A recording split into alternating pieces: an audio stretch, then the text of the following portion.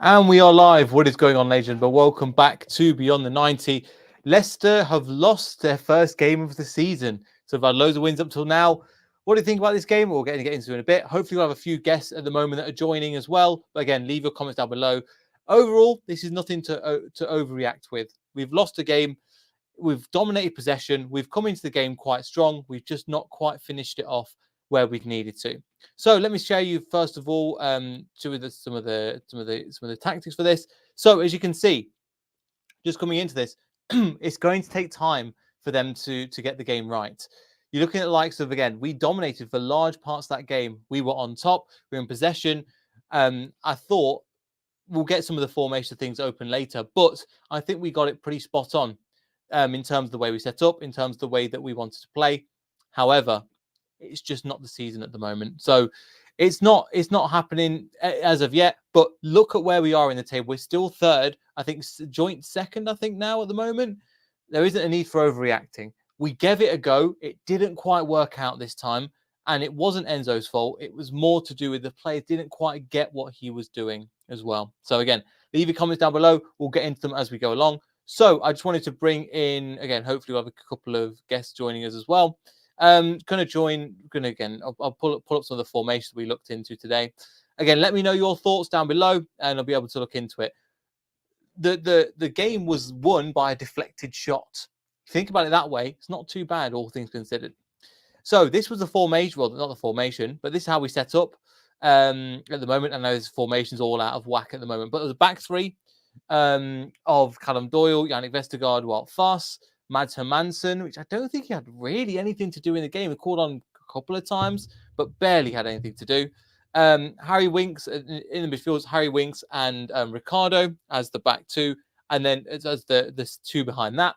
Then we have, again, the four in front. We had KDH, we had Casey McAteer, we had Eunice there as well. We'll talk about him in a second, and we'll get Mike in just a second as well, who's just joined backstage. And then we had Kelechi up front as well. So overall, we set up with a pretty much a formation as we expected. So again, I'll bring Mike on screen. Mike, again, thanks for joining. Again, appreciate you joining. What did you think of the game overall? Frustrating. And I think there was good bright spots, obviously, as there have been in most of the Leicester games. But we saw some things that I think most fans have recognized, and maybe even pundits have said and analysts have said that Leicester are kind of getting by in these games without their system really clicking. And it's more the individual talent of the players getting through. And then you saw when we play Huddersfield, it looked like they were trying to lay down a marker of like a blueprint of what could disturb Leicester's rhythm. And it seems like Hull City took that on and took it to the next level in terms of their press. But definitely frustrating. But I mean, I didn't expect this team to go unbeaten all season. It's the first negative result we've had out of any game. So it's better to get it out of the way now. It wasn't like it was a drubbing either. It was just this team. Oh, man, I don't even know what to say about them. It's frustrating. They were good. You can't say they weren't good. Yeah, they gave us a game, and you look at the likes of, it was probably a weaker performance compared to what we've seen so far, compared to the likes of Andy Huddersfield when we got away with 3 points there. This team is still a work in progress, and you're right. I want to speak out to some people some people are putting the comments already, but this kind of shows it up again. This kind of sums it up. 21 shots, only one on target. I mean, wow. we didn't quite. It didn't hit today. It wasn't the tactics that didn't work, but we are early on in this process and this whole journey and this whole project. When we're in, bearing in mind, he introduced somebody like Eunice to Jonas Atgun to the team as well. There's still going to be bumps in the road. Like again, I think Ant was saying, so disappointment, but they're going to be bumps in the road. Pretty much where I'm at the moment. But as you were mentioning, a bit frustrating. But we'll go on some of the players that one of the players that started day straight into the starting lineup. Eunice Atgun on the right wing, he decided to put him in. However, how do you think he did today? I thought he did okay. When he was signed, there was a lot of analysis. I think I watched your video where you compared him to Mahrez, poor guy. But what I thought was great about that was it showed his willingness to dribble one-on-one against people, and um, he didn't show a lot of that as much as I would have liked. I thought Fatawu showed a lot more of that, which I'm sure you'll get to him later. But I think he did okay. I would have liked to see him attempt some more, one-on-one dribbles. Hmm. Yeah, fantastic. And just before I forget as well, Mike's channel is in the channel as well, and also follow him over Fox's podcast. Forgot to do that last time, but make sure to get That's the plug okay. in there as well. So yeah, make sure you go and follow him along as well. But yeah, I'm with you. I think that Eunice didn't have the. I think he's more used to, I think he was naturally used to coming inside. And I think Enzo was saying, go wide, go wide, go wide. And I just don't think he was as comfortable. But he's only signed a week ago. It's going to take time for him to click. And that's okay. Absolutely. I don't think you mentioned the one-on-ones. We didn't really see that much. I think he was playing it safe, which is okay. But the more he builds into the team, we'll talk about again for Tower in a second because a few people put in the chat, and Oh yeah. I've seen that as well. And something again, Tyler, that I've realised as well, and I did it in my analysis. Defensively, defending from the front, he's good, but also he comes back and actually works as kind of alongside like Ricardo or something, and he's quite good for an attacking player that plays up in that wing. He did do quite a lot of defending, which I was happy about. Yeah, he did. He did definitely track back. And he is a shorter stature player, which means he's good at kind of getting in to tighter areas and maybe kind of sneaking his body around people and getting onto the ball and then, holding them off. So he Mhm. definitely has a nice profile for that. But Yeah, if I'm not mistaken, I think did he take a corner? I can't remember that. I think he did take a corner, so that means the coach is definitely. I know that Enzo's very particular about the in-swinging ball when we do corner routines. So I believe he was out on the one of the right-hand side, I believe, on one of the corners too. So just another aspect of his game. Yeah, it was changing up quite a lot. I've noticed from set piece and corners. Again, Mavididi was taking some when he came on. We'll talk about that a little bit later. KDH was on a few. It's not just one person that goes for everything. It tends to be, as you mentioned, tend to mix up a little bit more. Yeah, and if that's something that we can look forward to, maybe again, I don't know. I haven't looked at his in-depth analysis in terms of his profile. I know a little bit about him, but yeah, I definitely think that he has more to give than we saw for sure. Hmm. Yeah, and I think again, it's really early days. He's only signed less than a week ago. Well, about a week ago today, he signed officially announced. So again, it's going to take time for this to gel in. And I'm not. There's going to be certain people that are going to overreact. The truth is, we're still in the playoff positions at the moment. We're still doing really, really well for what we're doing. And I think another player that I'm surprised he got taken off, but McAteer, because there was a lot of questions about McAteer coming in. Says, oh, why isn't Mavididi playing? Why isn't Mavididi playing? Mike, you just froze. Oh, no, you're back. So in terms of that, McAteer had again. I was in from minute one. He was like, right, I'm going to take. I think for the first 10 minutes, take on my man, and I'm going to go for it. And I was so happy with his confidence that obviously scoring the previous goals, but he's going to take it into this game where he's not going to let things stop him. He's going to try. And I think within the first 10 minutes, within the first 7 minutes, I think Coyle got put on got a booking. So I was thinking, right, this is a real opportunity for us to excel. But Casey McAteer, I think, was one of our best players.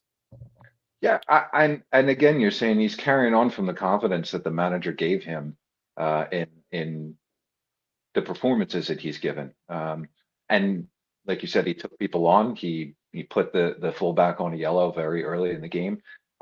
It looked like he was going to get him sent off. I mean, I'm sure at some point during this we're going to get into discussing the referee, but Mhm. I'm amazed that the fullback wasn't sent off at some point in this game because of how much he was just absolutely dominating him, taking him outside and then getting on the other side of him. He's a physical player for his quickness. He's Mm. really good at using his body. Yeah, exactly. Using his body and also just he'll go inside, he'll go outside. He won't really. He's with Barnes, it kind of be the same thing over and over again. With Casey, he's got Yeah. multiple things to him, and you could again not saying anything against Barnes. I like Barnes, but you could see the move that he was doing before he did it with his pace and his power. And I think, yeah, overall, first half could have been better. Again, the deflected shot. I mean, there wasn't really anything that anybody could do about that. It was kind of again, it was literally their first attempt on target or first attempt really that they had. And within 10 minutes, again, I wasn't too bothered, but just against a run of play.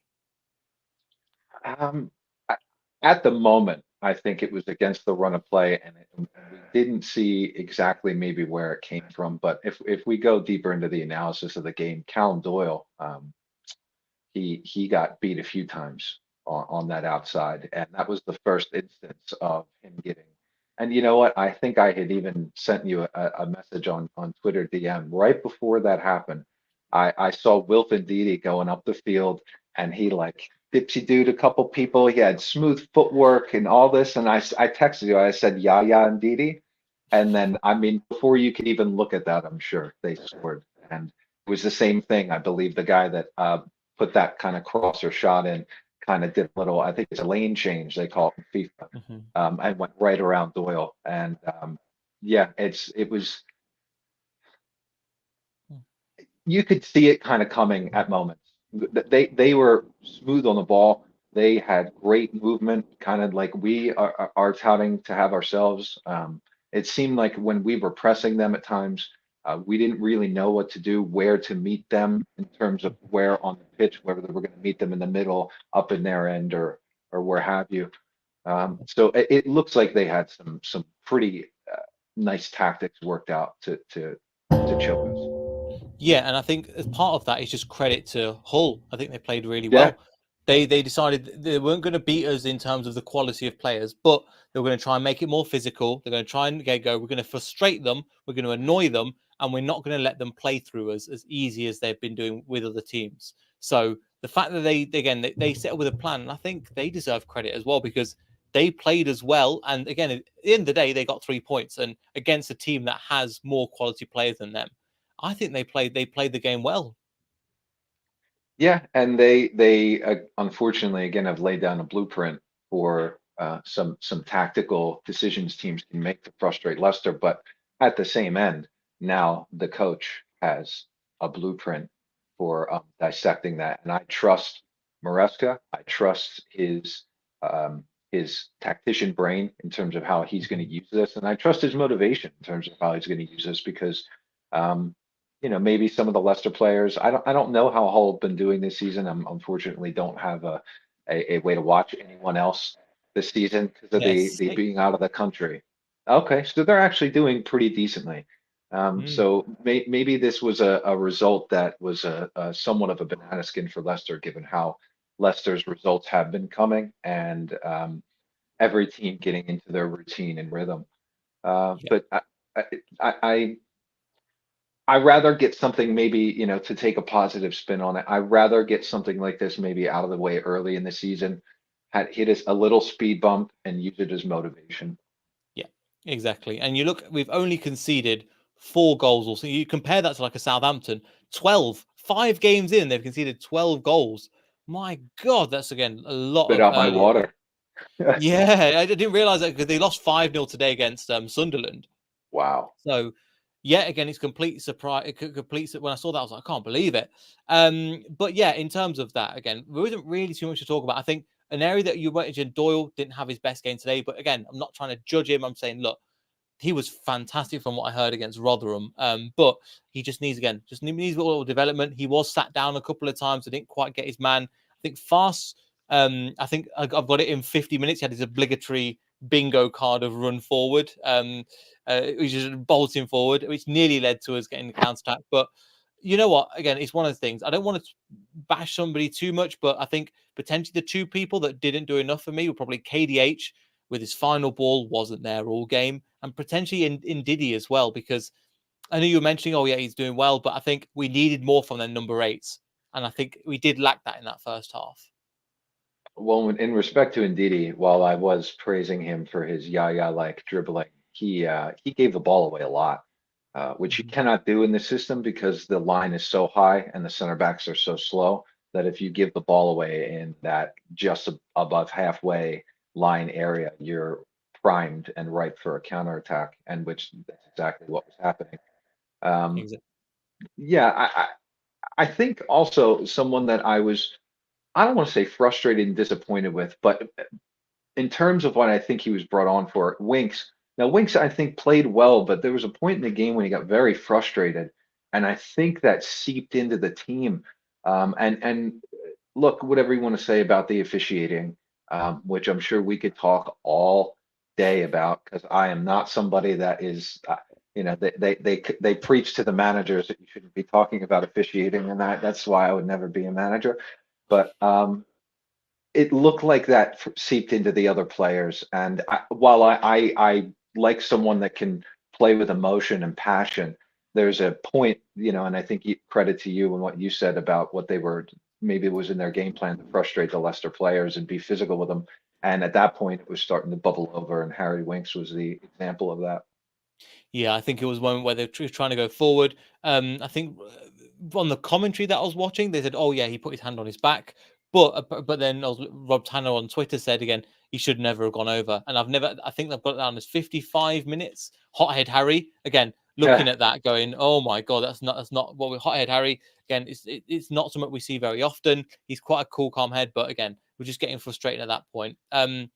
It's good that they have that, but at the same time, they need to keep the calm head and keep going. Like I was thinking last time you were on when we played, I think Mavididi was getting fouled a lot for the 1-0 that we won against Huddersfield, but he Okay. kept his head and you could see there was bubbling, but he didn't let it get to him. And again, Harry got a yellow because of that as well. But just before that, just going to give a couple of credit. Second half, they started this. They didn't start slow. They actually came at the game and they actually went for it. And sometimes we've seen it. They've just been too slow in the first half. I want to give them a bit of praise. They didn't actually start the second half slow.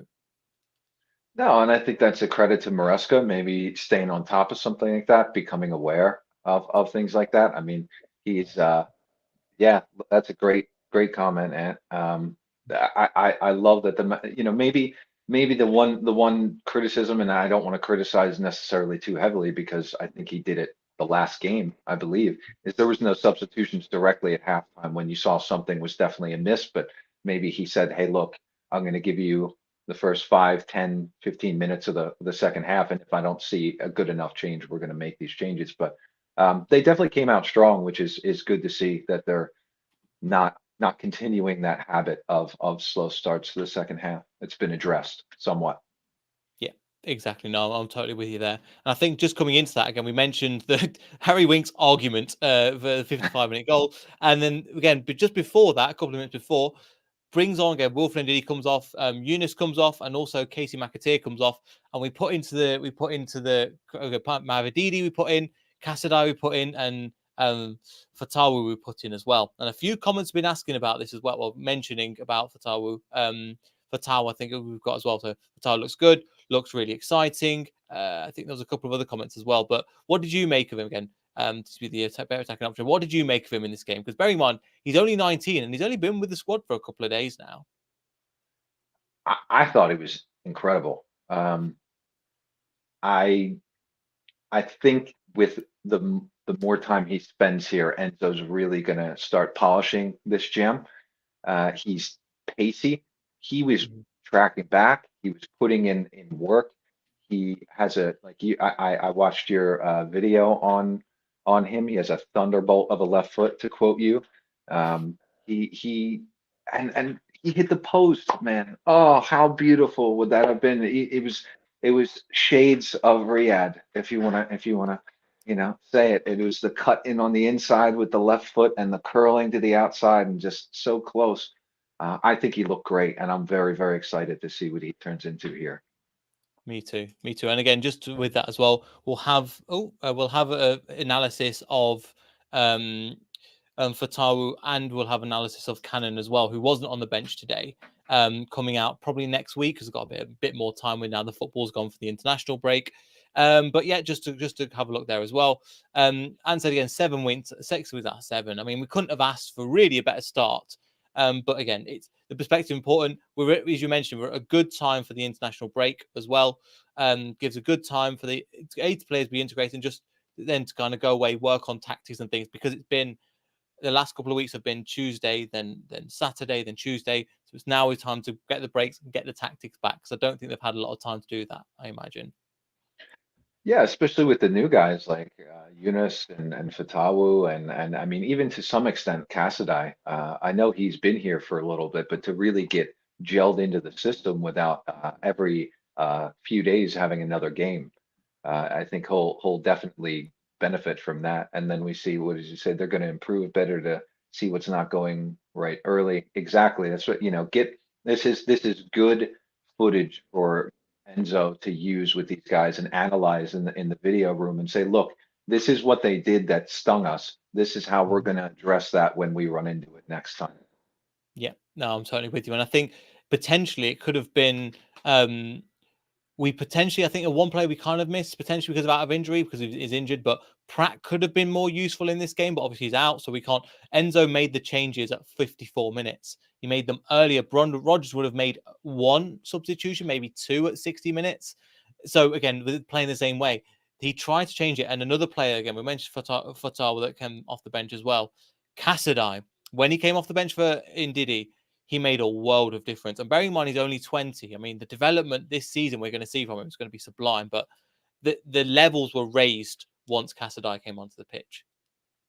He just loves wearing blue, the Italian national team, Leicester City. I mean, he's bedding right in.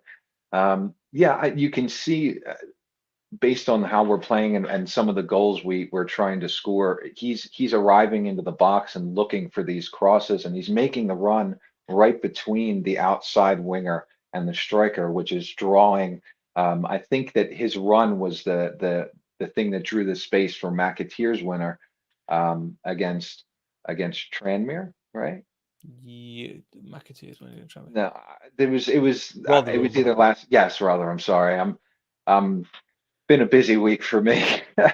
But yeah, you can see that Cassidy is fitting in exactly how Enzo wants him to. It's just I think, I could be wrong. I'm not a tactician, but forgive my analysis here if I'm wrong. I was listening to the commentary, and it was the Fox's hub feed, so it was I think it was Jerry Taggart or Matt Elliott. They were talking about how uh, Dewsbury Hall and Cassidy or Ndidi we're not allowing the wingers, I believe, to successfully attempt as many one-on-one take-ons because they kept running around the outside of them. And what you need to do is they need to stay put once they get the ball on the outside, so that it draws the defense over and they have backup.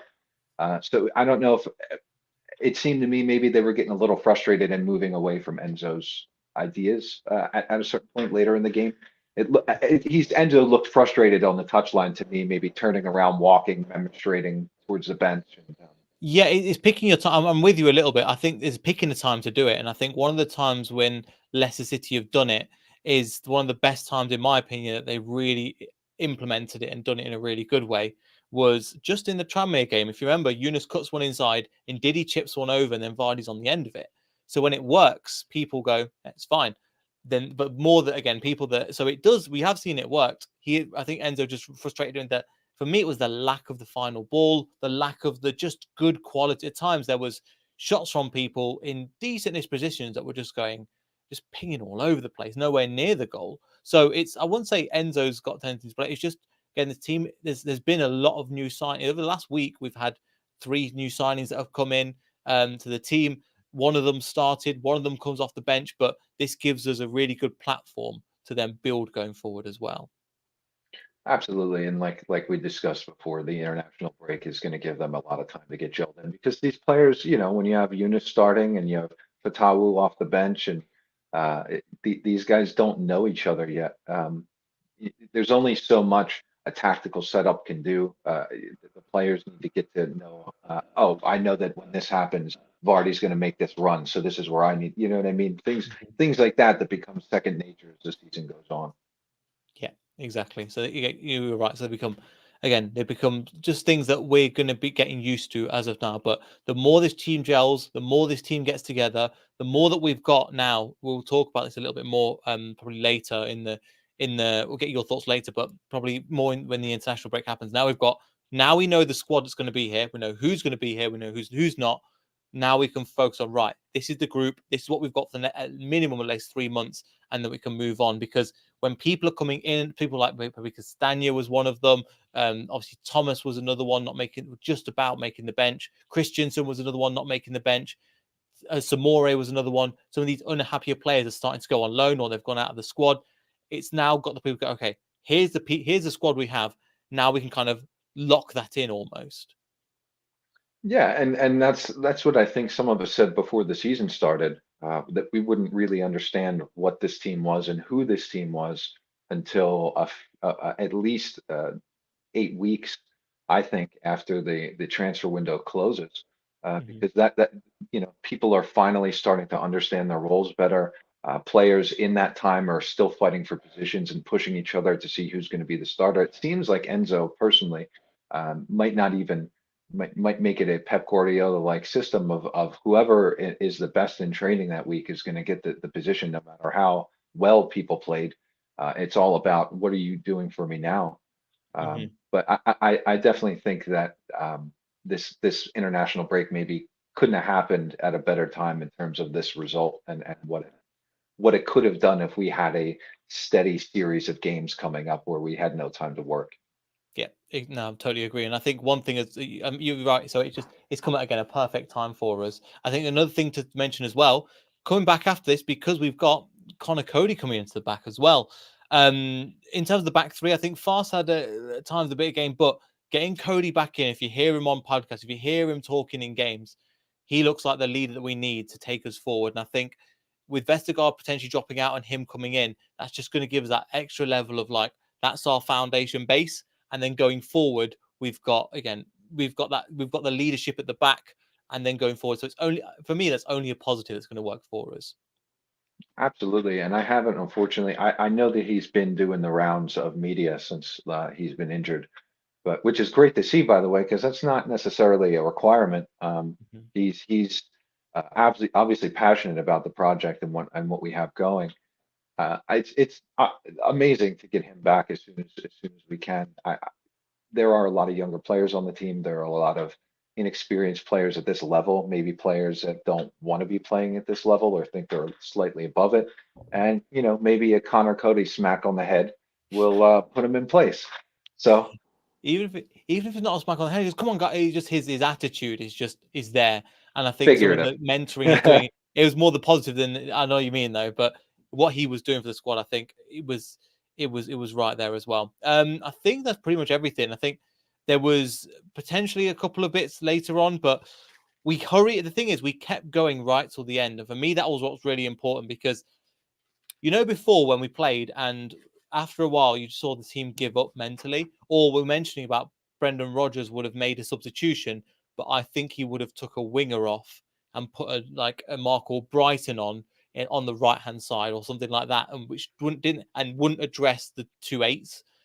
Enzo spotted that and made it, and then I think later on he introduced Vardy as well, who I don't again. And Iheanacho did okay at times. He probably should have scored in 46 minutes, but again he does a save off the line. But in terms of that, I think he played the substitutions that game were great, and I think it's just Vardy coming on for the last few minutes just to kind of give us that pep rally. I think worked decent-ish. We didn't really see him get a touch of the ball though. No, and there were a couple attempts to play him in on those near post runs he likes to make, uh, and it seems like teams have sniffed that out. That might be his trademark move at this point. But I enjoy him coming on because I think it was either on your podcast or mine. I was discussing the tactical shift that takes place and the difference in styles between Iheanacho and Vardy and how Vardy commands respect. He's obviously a Premier League title winner, FA Cup winner, Golden Boot winner. Defenses are scared of him. I know we have a chant that's about that. But it's interesting to see how that works, especially late in games. A lot of time when we have been controlling the ball, I think that particular tactic didn't have as much effect, and I think the difference in the team had a lot to do with Hull's ability to possess the ball. I don't think this team, personally, Leicester City, have uh, had to do as much chasing as they did in this game. Yeah. So it was a a difference, I think, in the players' mentality and maybe their energy levels compared to what we've seen so far because of the result of not having the ball as much.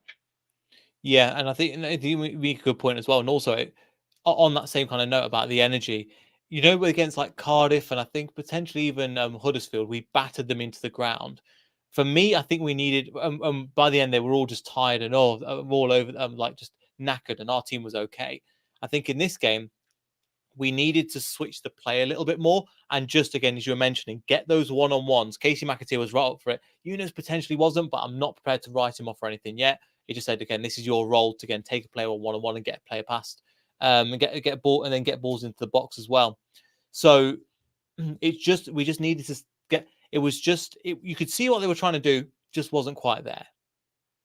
And that could be a result of fatigue, whether or not you want to use that as a justification. But they did play midweek, and now they're playing again, and I'm pretty sure they played that Saturday as well. So it's 3 games in the space of a week.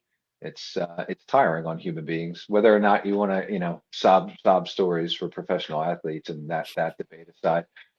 They're human beings. There's nothing you can do about that. And sometimes people, and I thought I saw that as well. It looked like the composure and the presence wasn't there. That 4-letter word that starts with an A, if you know what I mean. Yeah.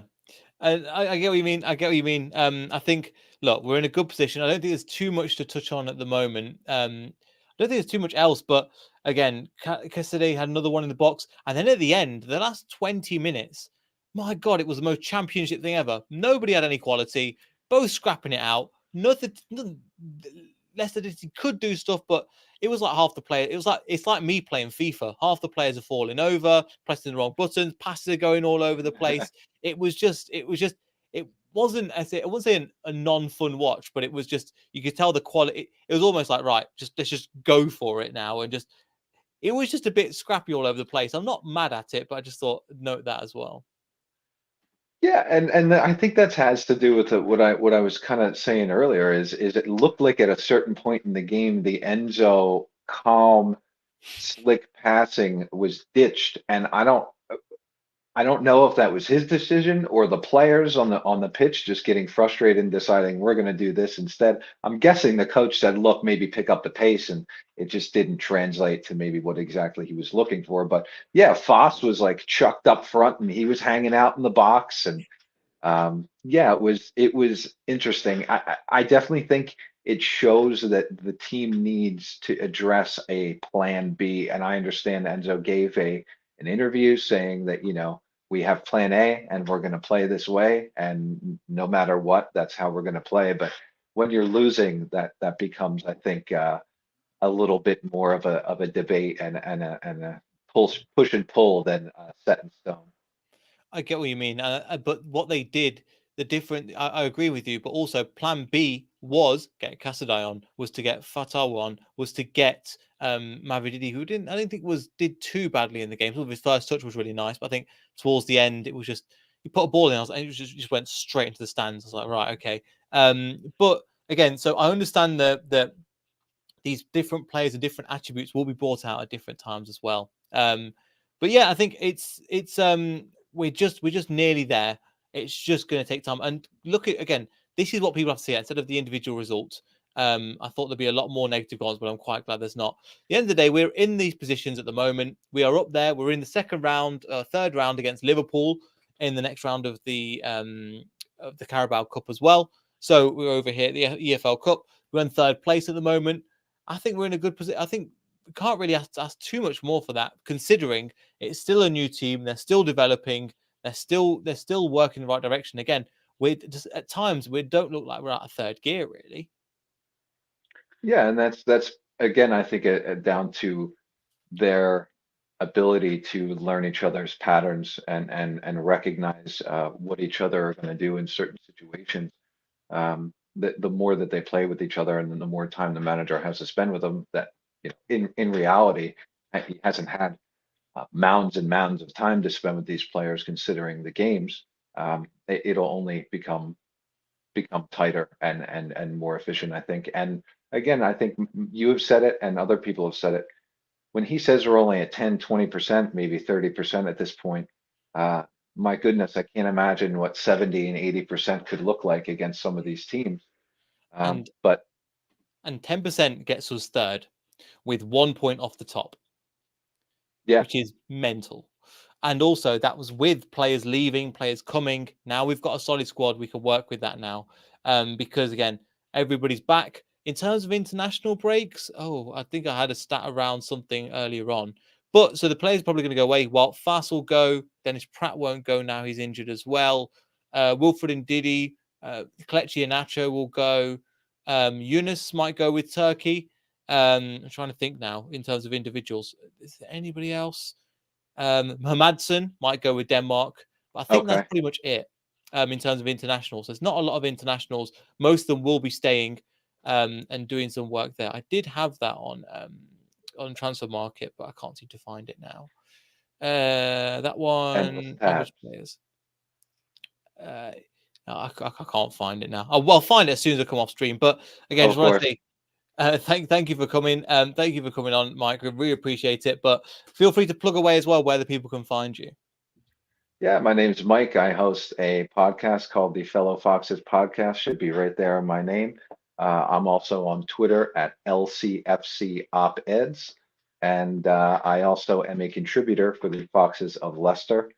So if you see any posts by them on Twitter, have my little handle in it, click on it, read. You should get some entertainment.